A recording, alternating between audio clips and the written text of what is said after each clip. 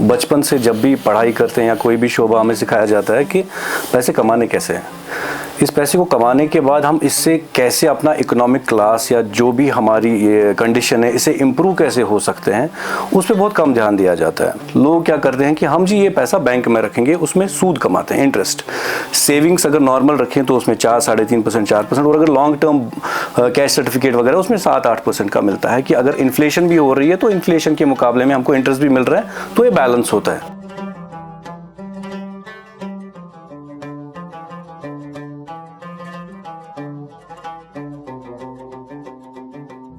नाज़रीन, कश्मीर लाइफ के आज की मुलाकात के नए शुमारे में आपका खुशामदीद। आज हम बात करेंगे फाइनेंस के हवाले से, सेविंग्स के हवाले से। जैसा कि आप जानते हैं, जम्मू कश्मीर में जो हमारे बैंक वाल्ट्स हैं उसमें ऑलमोस्ट 1,70,000 करोड़ रुपए का जो सेविंग है, उसमें बैंक का जो सिस्टम होता है वो आम लोगों के पैसे अपने पास रखता है और उन्हीं पैसों का एक हिस्सा उन लोगों को, ज़रूरतमंदों को देता है एक कॉस्ट पर, एक इंटरेस्ट पर।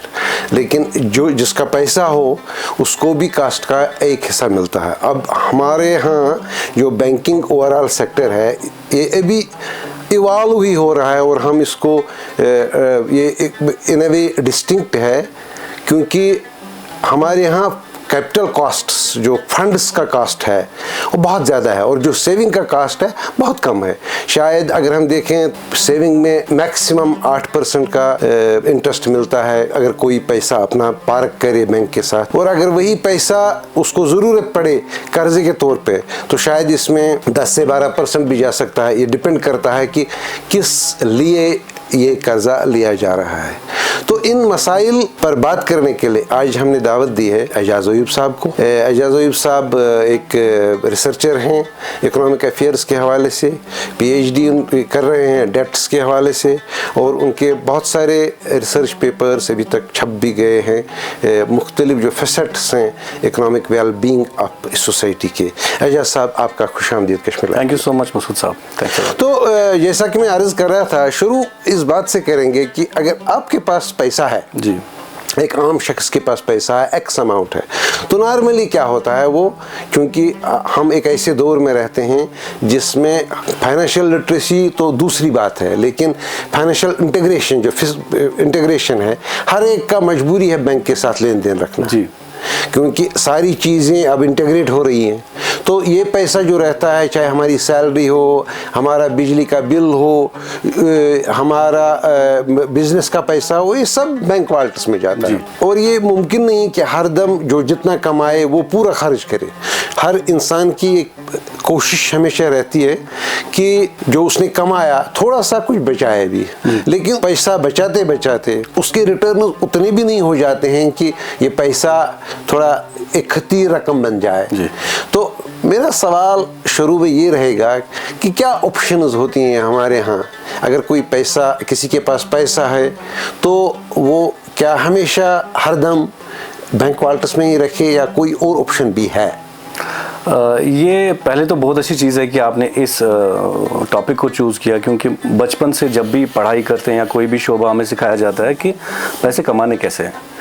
इस पैसे को कमाने के बाद हम इससे कैसे अपना इकोनॉमिक क्लास या जो भी हमारी ये कंडीशन है इसे इम्प्रूव कैसे हो सकते हैं, उस पर बहुत कम ध्यान दिया जाता है। जो कॉन्सेप्ट ऑफ मनी है, पैसा, आजकल की जब से 72 में ब्रेटन वुड्स एग्रीमेंट का खात्मा हो गया तो पैसे की एक अलग डेफिनेशन है। पैसा आज की डेट में ये कुछ नहीं है, जो भी आपने काम किया है इकोनॉमी में, कोई डॉक्टर है वो इलाज करता है, कोई मेसन है वो काम करता है, या कोई प्रोडक्ट रोटी बेचता है, तो ये करेंसी नोट जो है ये रसीद है कि आपने ये इतना वैल्यू इकोनॉमी में प्रोड्यूस किया। अब ये रसीद के बदले आप कोई और सर्विस ले पाते हो ताकि आपको बार्टर ना करना पड़े, सिंपल सी चीज़ है। जब ये रसीद आप अपने पास रखते हैं, जितनी देर आज के दौर में अपने पास ऐसे ही रखेंगे इसमें नुकसान होता है। रीज़न है इन्फ्लेशन। पहले दौर में इन्फ्लेशन का जो रीज़न था वो अलग होते थे। अभी क्या है कि आपकी इकॉनमी में आपने पैसे क्रिएट किए, मैंने 10,000 रुपये महीने के कमाए, अब अगर मैं अलमारी में रखता हूँ ये 10,000 रुपये और मैं यही 10,000 अगले साल निकालता हूँ, अगर मुझे इस 10,000 में एक्स अमाउंट ऑफ गुड्स आते, अभी नेक्स्ट ईयर ये कम आते हैं, तो मीन्स ये जो भी आपने वैल्यू प्रोड्यूस किया, जो भी आप काम करते हैं, इसको आपने कन्वर्ट किया है करेंसी नोट में, अगर हम ये इसको किसी और एसेट क्लास में नहीं करें, ये आपके लिए नुकसान है। पहली चीज़ समझना ये बहुत ज़रूरी है। तो नॉर्मली क्या करते हैं लोग क्या करते हैं कि हम जी ये पैसा बैंक में रखेंगे, उसमें सूद कमाते हैं, इंटरेस्ट। सेविंग्स अगर नॉर्मल रखें तो उसमें 4-3.5%, 4%, और अगर लॉन्ग टर्म कैश सर्टिफिकेट वगैरह उसमें 7-8% का मिलता है कि अगर इन्फ्लेशन भी हो रही है तो इन्फ्लेशन के मुकाबले में हमको इंटरेस्ट भी मिल रहा है, तो ये बैलेंस होता है।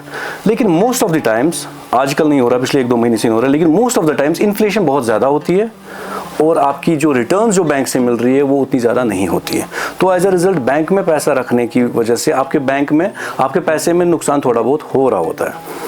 इसके मजीद क्या है, अब बैंक में पैसा क्यों रखता है इंसान? बैंक में रखने के फ़ायदे भी है। पहली चीज़ लिक्विडिटी। अगर आप किसी और चीज़ में, जैसे आपने बहुत सारा पैसा कमाया, आपने ज़मीन खरीदी, अगर आपको इमीडिएटली एक्जिजेंसी में पैसा ज़रूरत पड़े तो ज़मीन आप इमीडिएटली नहीं बेच सकते, आपको इसमें प्रोसेस लगता है, 3 महीने, कभी 6 महीने लगते हैं। लेकिन जो बैंक का पैसा है वो एटीएम में आपने पैसा डाला और पैसा निकाला, आपने चेक डाली, पैसा ट्रांसफ़र किया, तो उसमें लिक्विडिटी बहुत अच्छी होती है। दूसरी चीज़, बैंक के पैसे में सेफ्टी होती है क्योंकि it's backed by the government, most of the banks. इसका एक इंश्योरेंस भी होता है एक पर्टिकुलर लिमिट तक। तो बैंक में एक तो सिक्योरिटी होती है, मीन सेफ्टी, और आपकी लिक्विडिटी होती है। रिटर्न्स के मामले में थोड़ा कम होता है।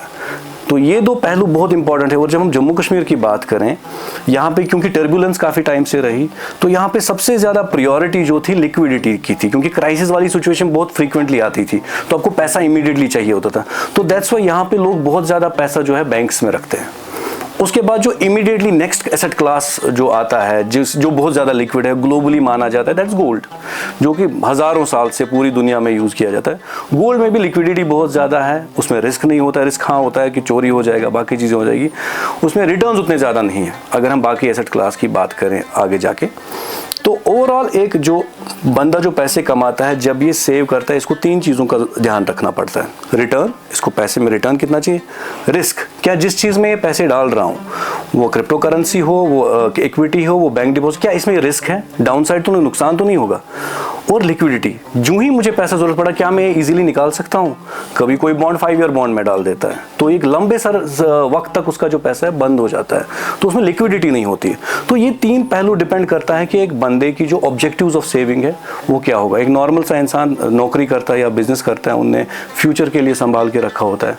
कुछ लोग इंश्योरेंस पॉलिसियाँ करते हैं अपने बच्चों के लिए, कुछ लोग पेंशन डिपॉजिट्स रखते हैं ताकि ओल्ड एज में जब उनको पेंशन नहीं होगा, क्योंकि आजकल पेंशन मिलता नहीं है, तो उस वक्त के लिए होगा।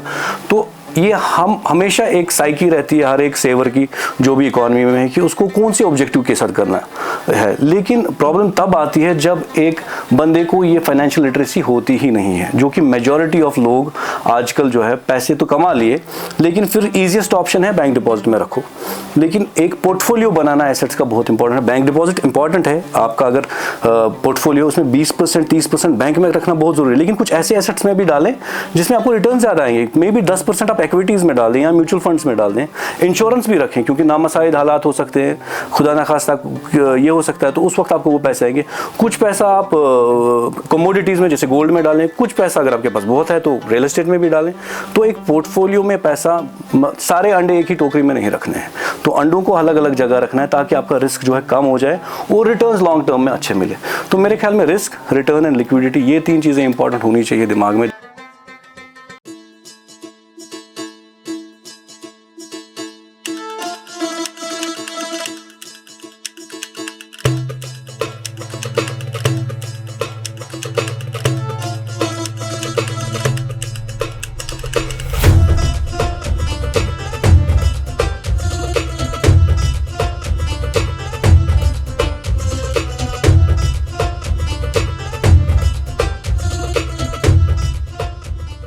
जब हम एक श्रीनगर बैठ के बात करते हैं तो एसेंशियली हम जम्मू कश्मीर की बात करते हैं। जी, जम्मू कश्मीर का एक अपना पिक्यूलियर स्टाइल है।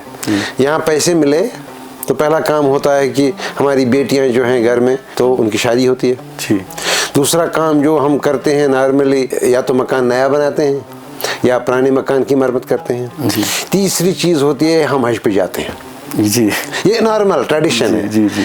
अब शादी तो गोल्ड का परचेज भी होता है, लेकिन इसके अलावा अब हम ज़्यादा कुछ कर नहीं पा रहे हैं। और बेसिकली चाहे फेथ का मामला हो या इन्वेस्टमेंट का मामला हो, ये लिंक्ड होता है ट्रेडिशन और कल्चर के साथ। तो एक कल्चर बन गया है। करेक्ट। तो अब क्या ऑप्शंस हो सकती हैं इसके अलावा आज की दुनिया में? ये चीज़ें ऐसी क्यों हैं यहाँ पे बहुत ज़्यादा? It's not just with Kashmir, जो भी स्मॉल टाउन या सिटीज़ है जो पेरिफेरीज पे है, जहाँ पे बिजनेस अपॉर्चुनिटीज़ बहुत ज़्यादा नहीं होती हैं, तो लोगों की स्पेंडिंग ऑप्शंस और रूटिंग दिस इन्वेस्टमेंट के ऑप्शंस बहुत लिमिटेड होते हैं। अगर आप कहीं और मेट्रोपॉलिटन वगैरह में जाएँ, वहाँ पर आपको पैसा लगाने के लिए बहुत सारे लोग मिलेंगे। वहाँ पर एंजल फंड्स भी होते हैं जहाँ पर आप पैसा रख सकते हैं, ठीक है आप मेरे बदले पैसा बिजनेस में लगाओ, मुझे रिटर्न दे दो। या आपके पास वहाँ पे म्यूचुअल फंड कंसल्टेंट्स भी बहुत घूम रहे होते हैं या बाकी चीज़ें होती है। यहाँ पे ऐसा कल्चर नहीं है, क्योंकि जैसे कि हमको पता है कि बहुत सारी ऐसी कंडीशन, सिस्टमिक रिस्क्स थे विच where outside the control of people, जिसकी वजह से यहाँ पे जो स्पेंडिंग पैटर्न है वो एक पर्टिकुलर, जो आपने बिल्कुल सही कहा। लेकिन इसके साथ साथ इसके कुछ बेनिफिट्स भी है, जैसे कि हमने कहा कि हम मकान बनाते हैं, हालांकि सेविंग के लिए वो प्रोडक्टिव एसेट नहीं है। मकान में हम रहते हैं, बहुत खूबसूरत, जितना भी बनाएंगे रहना ही तो है, उसमें एक इनकम जनरेटिंग कैपेसिटी, लेकिन वो एक कंस्ट्रक्शन इंडस्ट्री हमारी जिसमें 7 लाख लोग काम कर रहे हैं, वो उनके लिए एम्प्लॉयमेंट क्रिएट कर रहा है। इसी तरीके से शादियों पे जो भी एक्सपेंडिचर होता है, हमारी कंजप्शन ड्रिवन इकोनॉमी है, उसके साथ बहुत सारे घर वाबस्ता है। तो बड़ी मैक्रो लेवल अगर देखें तो ठीक है, उसके भी अपने जो रीजंस है। लेकिन जो बंदा है जिसके पास ये पैसा है, पेंशन फंड्स हमारे पास बहुत सारे, सेविंग्स बहुत सारे पड़े हैं, या जैसे कि आपने एक फिगर बोली 1,70,000 crore, this is an enormous amount of money. तो रीज़न वहीं पे आता है कि यहाँ पे रिस्क एपेटाइट लोगों का बहुत कम हो चुका है। They want stability, less returns. वो खुश है कम रिटर्न से, क्योंकि उनको स्टेबिलिटी के साथ ज़्यादा है कि मतलब वॉलेटिलिटी से बहुत डरते हैं लोग। यहाँ पे वॉलेटिलिटी से देखा है कि कितने चीज़ें हुई है, कितनी खराबी हुई है फाइनेंशियली, इकोनॉमिकली। तो that's why people always give preference to stability and low returns rather than diverting these funds to productive investment options. वो काम वो बोलते हैं बैंक्स को, क्योंकि बैंक्स ने पैसा उठाया, J&K में जितने भी बैंक से वो ऑपरेट करते हैं उन्हें पैसा उठाया, फिर वो डिसाइड करते हैं किसको लोन देंगे, किसको नहीं देंगे, या इसमें से कितना पोर्शन बाहर लोन दिया जाएगा। तो वो डिसीजन वो लेते हैं, वो एक इंटरमीडिएट इंस्टीट्यूशंस वो करते हैं, इंडिविजुअल्स खुद ही नहीं कर रहे हैं। लेकिन एक बात ज़रूर मैं पूछ ही लूँगा कि बेसिकली एक नया कंसेप्ट तो है नहीं, बहुत पुराना है एक्चुअली, कि जब किसी को यहाँ बिजनेस करना हो, जम्मू कश्मीर में कोई इनिशिएटिव लेना हो, तो उसकी पहली प्रेफरेंस बैंक होती है। जी जी। या गवर्नमेंट के जो लेंडिंग आर्म्स होते हैं अदर देन बैंक्स, क्योंकि हैं ऐसे फंड्स बहुत सारे। हमारे यहाँ JKEDI भी काम करता था, इसके अलावा SFC, बहुत सारी स्कीम्स थी, SFC, तो उसमें कुछ प्राइम मिनिस्टर का के भी 1-2 प्रोग्राम हैं। तो प्रेफरेंस तो यही होती है। लेकिन इसमें थोड़ा टाइम लग गया यहाँ आने में, इस कंसेप्ट को प्राइवेट इक्विटी का। जी। मतलब कोई यहाँ देख ही नहीं रहा था कि अगर हम एक नया बिजनेस शुरू करना है तो 4 सरमाएदारों से बात करके उनको उनके साथ एक शराकत करके एक नया बिजनेस खड़ा किया जा सकता है। जम्मू कश्मीर एक ऐसी जगह है जहाँ वैसे भी क्रॉनिक अनएम्प्लॉयमेंट है। तो आपको क्या लगता है कि ये जो ऑप्शन अवेलेबल है, इसकी एक्सेप्टेबिलिटी में कितना टाइम लग जाएगा? दिस इज़ जो हमारी हैबिट डेवलप हुई है, बिजनेसेस एज वेल एज जो लोग जिनके पास पैसा है, पैसा जिनके हैव्स एंड हैव नॉट्स में जो ट्रांसमिशन चैनल होती है, ट्रेडिशनली बैंक्स होते हैं, और उसके अलावा डायरेक्ट चैनल्स खुद इस्टेब्लिश हो जाती है, जहाँ पे 5 लोग जमा होते हैं। आप किसी भी शहर में जाएं, बड़े शहर में, वहाँ पे you will find a lot of people जो इन्वेस्टर आते हैं, कहाँ ठीक है ये बिजनेस अच्छा चल रहा है, कर रहा है, पैसा डालते हैं, हम इक्विटी पार्टनर बन जाएंगे। यहाँ पे ऐसा निज़ाम आपको मिल ही नहीं रहा है, और है कुछ कोशिशें हो रही है राइट लेफ्ट सेंटर, लेकिन यहाँ पे हमेशा जो बंदा है जिसके पास पैसा है, he is always after safety. Returns में भी इक्विटी में उसको 3x 4x मिले, परसेंट नहीं, x मीन्स अगर आपके 100 रुपये है, 100 रुपये को 2x मीन्स वो 200 बनाएगा, 200%। हालांकि वो बैंक से खाली 8%, 8 रुपये 100 रुपये के लेता है, वो 200 रुपये छोड़ देता, बोल रहा है नहीं यार मुझे नहीं चाहिए, मुझे सेफ्टी पहले दे दो। तो ये निज़ाम अब किस वजह से चेंज हो रहा है? 2-4 चीज़ें इंपॉर्टेंट हो रही है। एक, आपकी जो पॉपुलेशन है अभी, मतलब 70-75% आपके लोग जम्मू कश्मीर के less than 30 years of age है, and most of them are very tech driven. और द यूज़ ऑफ इंटरनेट जो बहुत सस्ता हो गया, स्मार्टफोन सस्ते हो गए, बहुत सारे प्लेटफॉर्म्स आ गए हैं जहाँ पे लोकल लोग मिल के एक पर्टिकुलर वेंचर को साथ देते हैं। There are lot of apps, मैं नाम नहीं लेना चाहूँगा because I don't want to promote any app. बहुत सारी एप्स है जो कि नेशनली इंटरनेशनली बनी हुई है, लेकिन वो रीजनली काम करती हैं। मतलब 5 पीपल कम टुगेदर, दे पूल इन फंड्स, एक पर्टिकुलर वैल्यू चेक होता है उसमें, जिसकी वजह से आप पैसा डालते हैं। जैसे कि आपने एक फिगर की बात की स्टार्ट में, अगर हम बैंक के पास पैसा देते हैं वो 7% और जब हम वापस लेते हैं वो 12%, तो ये 5% का स्प्रेड जो है बैंक को ऑब्वियसली उसका रिस्क होता है, बाकी ऑपरेशनल एक्सपेंसेस होते हैं।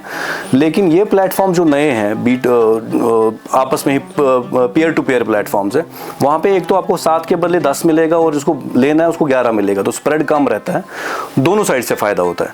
तो ये वाली जो डिजिटल इंटरवेंशंस है, मैं नहीं बोलूँगा ओवरनाइट हो जाएगा, बट चेंज बहुत तेज़ी से हो रहा है और मेरे ख्याल में next 3, 4, 5 years you will see a lot of change. न सिर्फ कम्युनिटी की इक्विटी बल्कि बाहर की इक्विटी भी बहुत सारे वेंचर्स में you will find a lot of them coming here hopefully. तो हैं कुछ हमारे इनिशिएटिव्स हैं जो बड़े सक्सेसफुल हैं और जिनके बारे में बहुत लिखा भी गया काफ़ी टाइम से और काफ़ी अच्छा काम कर रहे हैं। Correct. और उम्मीद है कि यहाँ एक कंपनी भी एक चल रही है जो कोशिश कर रही है कि इस आइडिया को पॉपुलराइज किया जाए। Correct. और जहाँ तक मेरी इन्फॉर्मेशन है कि कुछ 1-2 करोड़ का काम उन्होंने कर भी लिया है। Right. और आने वाले दिनों में उनकी एक्सपेक्टेशन है कि 5-7 करोड़ का इन्वेस्टमेंट वो रेज करेंगे प्राइवेट इक्विटी से, so that it will fund some new ventures. जी, आप कश्मीर एंजल्स नेटवर्क की बात कर रहे हैं। कश्मीर एंजल्स नेटवर्क 2-3 साल पहले एक आइडिया हुआ, कुछ लाइक माइंडेड पीपल आए, तो आइडिया यही था जो कि आप बोल रहे हैं कि ठीक है बैंकों में 1,70,000 करोड़ पड़ा हुआ है, मतलब पैसे है सिस्टम में, लेकिन ये पैसे बहुत कम रिटर्न ले रहे हैं और लोग हैं जिनके पास कुछ अच्छे आइडियाज़ हैं जिनको पैसों की ज़रूरत है और एक पर्टिकुलर ब्रिज की ज़रूरत है हमें जो कि ये सप्लाई और डिमांड को मैच कर सके, लेकिन डेट के थ्रू नहीं, एक्विटी के थ्रू।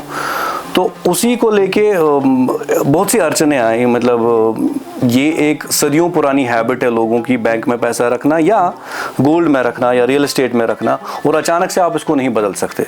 तो एक अवेयरनेस कैंपेन बहुत ड्रास्टिक हुआ, बहुत एक्सटेंसिव हुआ, जिसके एक रिजल्ट्स आपके सामने हैं। कुछ 1-2 करोड़ का हमने फंड भी उठाया, कुछ वेंचर्स को फंड भी किया, और उम्मीद है कि बहुत सारे न सिर्फ जम्मू कश्मीर के जो लोग जो सेव करते हैं, बल्कि इंडिया में आपने मेनलैंड इंडिया में आपने देखा होगा कि बहुत सारे फंड्स होते हैं, उनके साथ टाई अप होने की कोशिश हो रही है, क्योंकि उन्होंने इंटरनेशनली पैसा उठाया होता है, उनके पास हज़ारों करोड़ होते हैं। तो उसमें से कुछ पोर्शन अगर हम सिक्योर कर पाए जम्मू कश्मीर के लिए और जम्मू कश्मीर के बिजनेसेस के लिए, हमारी बिजनेसेस की एक जो मसाइल रहा है, ये स्केलेबल नहीं रहे हैं। कि मैंने रिसेंटली भी एक जगह पे बात की कि पूरी इंडिया में there is only one place जहाँ पे अच्छा सैफरन होता है, बहुत क्वांटिटी में होता है, दैट इज़ कश्मीर। और अनफॉर्चुनेटली कश्मीर से एक भी इतना बड़ा ब्रांड सैफरन का नहीं निकला है। जो भी सबसे बड़े ब्रांड है वो दिल्ली बेस्ड, गुजरात बेस्ड वगैरह, क्योंकि हमारे बिजनेसेस में जो बैकअप चाहिए इन टर्म्स ऑफ फाइनेंसिस, वो डेट के बेसिस पे खड़ा नहीं हो सकता, वो आपको इक्विटी से चाहिए।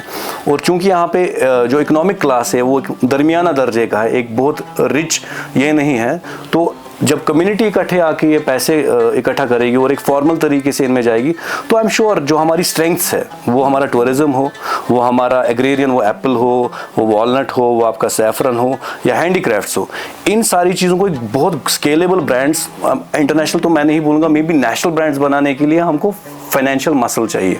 वो फाइनेंशियल मसल सिर्फ डेट नहीं दे सकता, date can be a very good support, वो इक्विटी दे सकता है। और कश्मीर एंजल नेटवर्क की यही कोशिश है कि ऐसे कुछ फंड क्रिएट करें जिसकी वजह से we can be that financial muscle to those big ideas, जो कि एक कश्मीर में अनएम्प्लॉयमेंट, एक बिजनेस को स्केलेबल बनाएं और जो अपने एग्जिस्टिंग रिसोर्स है उनको उस स्केल पे ले जाएं कि प्रोडक्टिव कैपेसिटी हमारी इकॉनमी की इंक्रीज हो जाए। जैसे कि आपने तज़किरा फरमाया कि कश्मीर का जो सरमायादार है जी, जिसके पास कैपिटल है, वो बड़ा रिस्क अवर्स है, करेक्ट, ज़्यादा रिस्क नहीं लेता है। लेकिन एट द सेम टाइम देखिए, we have listed companies as well. तो हमारे यहाँ इनफैक्ट जो मेजर बैंक है यहाँ जम्मू कश्मीर बैंक, उससे पहले भी हमारी एक लिस्टेड कंपनी थी, उसके बाद एक और लिस्टेड हो गई। तो हमारे यहाँ ये कंसेप्ट है, लेकिन ये शेयर मार्केट जो है जी, शेयर मार्केट अभी भी प्रेफरेंस नहीं बन रहा है, हालांकि काम हो रहा है।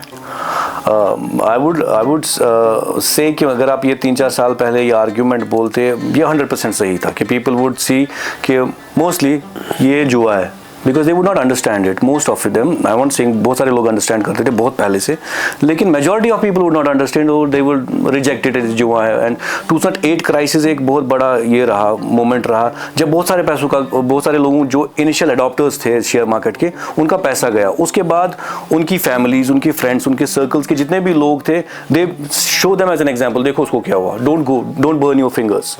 लेकिन कोविड से पहले से ही ये स्टार्ट हुआ ट्रेंड, कोविड में बहुत एक्सपेडाइट हो गया, बिकॉज आपकी जो शेयर खरीदने की जो प्रोसेस था वो बहुत टीडियस हुआ करता था पहले। You would go to a bank, you will fill a form, उसके बाद आपका एक अंडरराइटिंग होता था वगैरह, देन आपको शेयर के लिए फॉर्म भरना पड़ता था, एक बहुत बड़ा प्रोसेस हुआ करता था and it would be very tedious. अभी आप you just download an app, आप KYC ऑनलाइन करते हैं, आप पैसा उसमें डालते हैं, you are good to go, you can buy any share in India, even international share trading भी करते हैं लोग। I have friends from north Kashmir, south Kashmir, who are trading in crude oil, who are trading in US markets. तो जो ये app driven investment options आया, अभी भी बहुत निश लोग हैं, बहुत कम लोग कर रहे हैं, वो ऐप ने बहुत एक्सपेडाइट किया है। और जो नए लड़के लड़कियां, I am not saying this is the preferred asset class, share securities में बहुत पैसा है, इसमें रिस्क भी बहुत ज़्यादा है, हद से ज़्यादा रिस्क है। अगर आप सिर्फ सोच रहे हैं कि इसमें हम गैम्बलिंग की तरह या लॉटरी की तरह करें, ऐसे काम नहीं करते, ये बहुत टेक्निकल चीज़ें, आपको पहले समझना है एसेट क्लास को, उसके बाद जाएंगे। लेकिन हाँ, हमारी जो ऑडियंस नहीं है, हमारे जो नए लड़के लड़कियाँ हैं, वो इसको एम्ब्रेस कर रहे हैं thanks to digital channels and thanks to a lot of awareness, and people all are also educating themselves using a lot of YouTube channels and, हालांकि बहुत सारी उसमें ये भी होती है, बट एडॉप्शन बहुत ज़्यादा है। You must be very interested to see the data जो कि रिसेंट J&K का जम्मू कश्मीर बैंक है subsidiary known as JKBFSL, Jammu Kashmir financial services.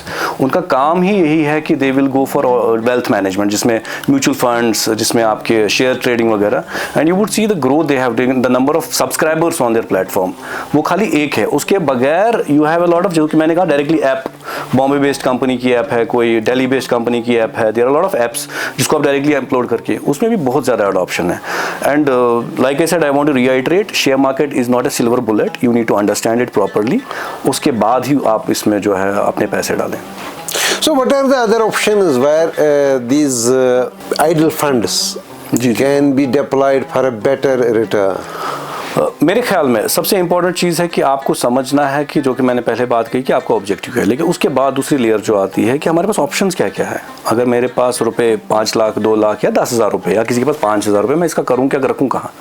Bank में रखूँ तो ठीक है, रिटर्न मिल रहा है, लेकिन उसके मज़ीद थोड़ा कहीं पर रख सकता हूँ। आपकी जो एसेट क्लास की, इसकी एक काइंड ऑफ ऑर्डर आता है कि जहाँ पे रिटर्न बहुत ज़्यादा होता है वहाँ पे रिस्क भी होता है मोस्टली, और जहाँ पे रिस्क बहुत कम होता है वहाँ पे रिटर्न माइल्ड होता है। जैसे सबसे सिक्योर और सबसे बेस्ट जो इन्वेस्टमेंट ऑप्शन होती है, दैट इज़ ऑलवेज कैश। आपके पास कैश है, this is the basic thing. अब दूसरी चीज़ जो इसके बाद आती है, गवर्नमेंट बॉन्ड्स, बैंक्स डिपॉजिट से पहले, क्योंकि गवर्नमेंट के default rates are next to zero. हालांकि अगर हम 2-3 सेंचुरीज़ का डेटा ले तो बहुत सारी गवर्नमेंट्स ने भी डिफ़ॉल्ट किया है, लेकिन अगर हम शॉर्ट स्पैन ऑफ टाइम में देखें तो गवर्नमेंट्स का जो है, गवर्नमेंट ऑफ इंडिया डिफ़ॉल्ट नहीं करेगी, उसने आपसे कर्जा लिया है वो आपको देगी। गवर्नमेंट ऑफ जम्मू कश्मीर आपके डिफ़ॉल्ट नहीं करेगी, वो आपको देगी। तो उसमें रिटर्न्स कम रहते हैं लेकिन सेफेस्ट रहता है। Fortunately reserve bank of India ने लास्ट ईयर से, क्योंकि पहले बॉन्ड्स, अगर गवर्नमेंट बॉन्ड्स में इन्वेस्ट करना था तो बड़े बड़े इदारे कर पाते थे, banks, mutual funds, insurance companies, वो सब कर पाते थे। लेकिन अगर आप और मैं भी करना चाहें, आप 1,000 रुपये भी इन्वेस्ट कर सकते हैं एक गवर्नमेंट ऑफ इंडिया के बॉन्ड में। तो उन्हें there is an website RBI direct करके, RBI रिटेल डायरेक्ट करके, उसमें आप डायरेक्टली एक अकाउंट खोलते हैं, no fees, no charges, you can straight away start investing in government bonds, और उसकी रिटर्न भी बहुत अच्छी होती है। जो आपका पोस्ट ऑफिस सेविंग्स है उससे भी ऊपर स्प्रेड होता है 30 बेसिस पॉइंट का शायद, दैट इज़ बेटर। उसमें कुछ में लिक्विडिटी, दीज टैक्स बेनिफिट्स भी होते हैं, और सीनियर सिटीजन्स के लिए उधर इंटरेस्ट रेट ज़्यादा भी है। उसके बाद आपको बैंक डिपॉजिट्स, बैंक डिपॉजिट्स में सेफ्टी है, आपका लिक्विडिटी है, आप ऑन डिमांड पैसा निकाल सकते हैं, थोड़ा बहुत रिटर्न उतना ज़्यादा नहीं होता है, बट दीज टू जो इसके 2 प्रॉपर्टीज वो बहुत ज़्यादा इंपॉर्टेंट है, लिक्विडिटी एंड सेफ्टी। उसके बाद आपका आता है gold. Gold is yellow metal, ये ग्लोबल करेंसी है। गोल्ड अफ्रीका में भी चलेगा आपको, गोल्ड आपको US में भी चलेगा, कहीं पे भी चलेगा हज़ारों साल से। इसका एक इंट्रिंसिक वैल्यू भी है, it's use as an ornament. So that's why जो हमारे कल्चर में या पूरे साउथ एशिया के कल्चर में गोल्ड बहुत ज़्यादा दिया जाता है। इट्स एक्चुअली एन इन्वेस्टमेंट, आप उसका फ्यूचर सिक्योर कर रहे हैं, ठीक है, ऑर्नामेंट्स भी है, बट देयर दिस। उसके बाद आते हैं आपके शेयर से पहले आपके म्यूचुअल फंड्स आते हैं। जैसे आप और मैं कोई भी हम अपने रोज़मर्रा के काम में कर रहे हैं, कोई बिजनेस कर रहा है, कोई नौकरी कर रहा है, उसके पास टाइम नहीं है कि वो शेयर्स को पढ़े और अंडरस्टैंड करे कि मुझे किस कंपनी में डालना है, कितना डालना है। तो म्यूचुअल फंड क्या होता है, वहाँ पे क्वालिफाइड फंड मैनेजर्स बैठे होते हैं, आप खाली उनको बताते हो कि मेरा रिस्क एपेटाइट क्या है, भाई मेरे को रिटर्न ज़्यादा नहीं चाहिए लेकिन मुझे ये चाहिए, सेफ्टी चाहिए, तो आपका बहुत सारा पैसा बॉन्ड्स में डाल देंगे। उनके पास बॉन्ड्स का पोर्टफोलियो अलग होता है। आप बोलोगे नहीं, मेरे को 20% इस, अगर मैंने आपको 5 लाख दिए, इसमें से 1 लाख आप मुझे हाई रिटर्न में डाल दो, भले ही रिस्क उठाओ, तो वो ब्लू चिप इक्विटीज़ में डालते हैं। आप बोलते हो नहीं जी मॉडरेट है, तो अकॉर्डिंगली आपके टेस्ट के हिसाब से, आपके एपेटाइट के हिसाब से म्यूचुअल फंड कंपनी जो है वो आपका पैसा जो है वैसे एसेट में वो खुद ही मैनेज करते हैं। आपको आप सिप भी रख सकते हो, सिस्टमेटिक इन्वेस्टमेंट प्लान मीन्स मेरे को अगर 50,000 तनख्वाह आ रही है तो मैं चाहूँगा 10% में हर महीने सेव करूँ, तो मैं 5,000 का सिप लगा के वो हर महीने उस पर्टिकुलर म्यूचुअल फंड में जाता जाएगा और वो फंड मैनेजर उसको खुद मैनेज करेंगे। उसमें थोड़े माइल्ड चार्जेस भी रहते हैं। उसके अलावा उसके बाद आता है आपका डायरेक्टली आपका, अच्छा ये जो म्यूचुअल फंड से बहुत किस्म के भी होते हैं, जैसे कुछ कंपनियां हैं वो खाली रियल एस्टेट में इन्वेस्ट करती हैं, मींस वो जो भी पैसा लोगों से इकट्ठे करते हैं वो सिर्फ रियल एस्टेट में करेंगे।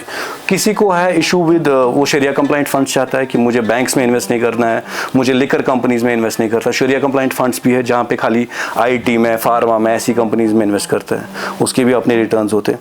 तो जो ये फंड्स होते हैं, बहुत सारी कंपनीज है, SBI के फंड्स है, आपके HDFC के फंड्स है, बहुत सारे बैंक्स के अपने फंड्स है या बैंक्स के बगैर भी फंड्स है। तो आप चूज करके उनकी पास्ट परफॉर्मेंस देख के कितना रिटर्न, नॉर्मली 11, 12, 13% रिटर्न्स देते हैं वो। उसके बाद आता है आपका डायरेक्टली आप इक्विटी में, आप जानकार हैं, आपको पता है कंपनी का बैलेंस शीट समझते हैं, आप इसका रिस्क प्रोफाइल समझते हैं, आप डायरेक्टली स्टॉक्स या फंडामेंटल एंड टेक्निकल एनालिसिस समझते हैं, आप डायरेक्टली स्टॉक्स को खुद ही चूज करके इन्वेस्ट करते हैं। उसके बाद इसमें एसेट क्लास आता है, अगर के पास ज़्यादा पैसा है तो उसमें एक पोर्शन आप रियल एस्टेट में रखें डायरेक्टली, बिकॉज रियल एस्टेट एक रियल एसेट है। ये जो ये फाइनेंशियल एसेट्स है, these are derived from companies and real estate is real estate, जहाँ पे it has an intrinsic value, land की एक इंट्रिंसिक वैल्यू, बिल्डिंग की इंट्रिंसिक वैल्यू, आप वहाँ रह सकते हैं, वहाँ पर रेंटल आ सकता है, लैंड में you can grow food, you can do what ever, you can grow trees what ever, तो उसकी एक वैल्यू। अगर आपके पास पैसा बहुत ज़्यादा तो it's always advisable to keep 20, 30, 40% depending upon risk in real estate. फिर there is new emerging asset class जो कि बहुत न्यूज़ में रहा, क्रिप्टो करेंसीज। मतलब मेरे ख्याल में आप उसमें उतना ही पैसा डालें जितना आप which you are ready to forget for a very long time, because उसमें रिटर्न्स भी बहुत ज़्यादा है लेकिन रिस्क पूरे का पूरा डूबने का है। सो नॉर्मली जो ग्लोबली एक एडवाइस दी जाती है कि अगर आप पास पैसा है उसका 3 से 4% आप क्रिप्टो में रखें, मेन स्ट्रीम क्रिप्टो में रखें। You never know, government of India is also introduce its own digital currency जो कि क्रिप्टो बेस्ड है, ब्लॉकचेन बेस्ड है, या बहुत सारे USDT बेस्ड करेंसीज भी है। So these are some of the asset classes. इस पे तफसील से बात करनी पड़ेगी क्योंकि इतना वसी टॉपिक है, तो बहुत वसी है, बहुत वसी है। तो बहरहाल एजाज अयूब साहब, आपने शुरुआत की एक जो कम्प्लेक्स मामला है इन्वेस्टमेंट्स और सेविंग्स और आमदनी का। यूजुअली क्या हम एक ऐसी सोसाइटी से बिलोंग करते हैं, यहाँ सिर्फ आप मेहनत करो, मजदूरी करो और पैसा कमाओ, खाओ पियो, तो वही ज़िंदगी है। करेक्ट। लेकिन मामला है कि अगर आपने पैसा कमाया तो एक स्टेज ऐसा भी आ सकता है कि आपकी कमाई अगर ठीक ठाक सेफ है जी, तो वो कमाई भी आपके लिए बेहतर कमाई दे सकती है। पैसिव इनकम जिसको बोला जाता है, जो कि ग्लोबली एक वाइडर कॉन्सेप्ट है कि पैसिव इनकम पे आप सोचो। आपने पैसा कमाया, पैसे को काम पे लगाओ। तो ये काम पे कैसे लगाते हैं? आप ऐसे एसेट क्लासेस में ढूंढते हो जहाँ पे आप लगे, जैसे किसी बिजनेस में इन्वेस्ट कर दिया, वो बिजनेस ग्रो हो रहा है, आपका पैसा ग्रो हो रहा है। ऑफ कोर्स आपकी बात बिल्कुल सही है। तो बेसिकली जैसा आपने इस मुलाकात में जो ऑप्शंस हैं हमारे यहाँ अदर देन पार्किंग और funds in the bank what's, तो थोड़ा निशानदेही की, तो आने वाले दिनों में शायद हम इनमें से एक एक करके एक तफसीलन बात कर लें, ताकि हमारे जो लोग हैं, सुनने वाले हैं, देखने वाले हैं, वो समझ पाएंगे कि दुनिया जो इन्वेस्टमेंट्स और कमाई की है वो कितनी वसी है और इंटरनेट की वजह से इसमें कितनी तब्दीलियां आ रही हैं और आने की गुंजाइश है। तो तब तक के लिए फ़िलहाल हम इंतज़ार करेंगे एक नए प्रोग्राम का। तो आपका नहायत ही शुक्रिया कि आपने हमें इतना टाइम दिया, बहुत ही कॉम्प्लिकेटेड बातें हमको समझाई इस नॉलेज टॉक में। आपका नहायत ही शुक्रिया। Thank you so much.